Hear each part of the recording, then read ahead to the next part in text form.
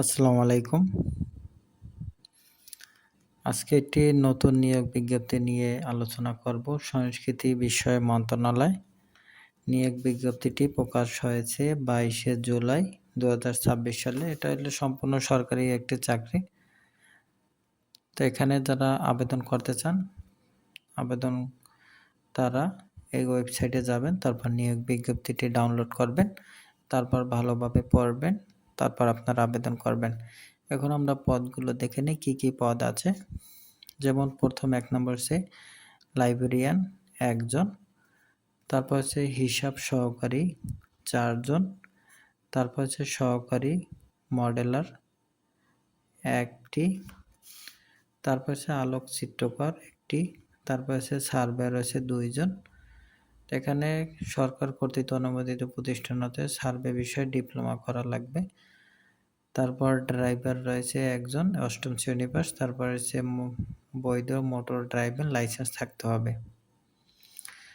তারপর হচ্ছে রেফারেন্স সহকারী 1 জন, তারপর হচ্ছে বুকিং সহকারী 3 জন, উচ্চ মাধ্যমিক সার্টিফিকেট, বুকিং সহকারী বিষয় অভিজ্ঞতা সম্পন্ন, বাংলা ইংরেজি টাইপিংয়ের পারদর্শী প্রার্থীরা।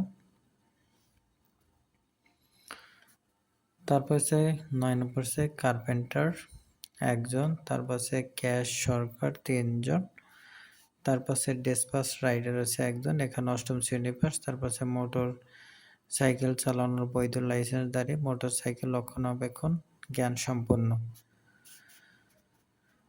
তারপর হচ্ছে ডুপ্লিকেটিং মেশিন অপারেটর 1 জন, তারপর হচ্ছে ভান্ডার সহকারী হচ্ছে 1 জন, তারপর হচ্ছে রসায়ন পরিচালক হচ্ছে 1 জন, তারপর হচ্ছে গ্রন্থাগার পরিচালক 2 জন, জাদুঘর পরিচালক হচ্ছে 7 জন। এখানে শিক্ষাগত যোগ্যতা মাধ্যমিক স্কুল সার্টিফিকেট বা সমান পরীক্ষা উত্তীর্ণ হতে হবে। তারপর রয়েছে অফিস সহায়ক 4টি, এখানে 8ম শ্রেণী পাস। সাইকেল চালানোর অভিজ্ঞতা প্রার্থীগণ অগ্রাধিকার পাবে।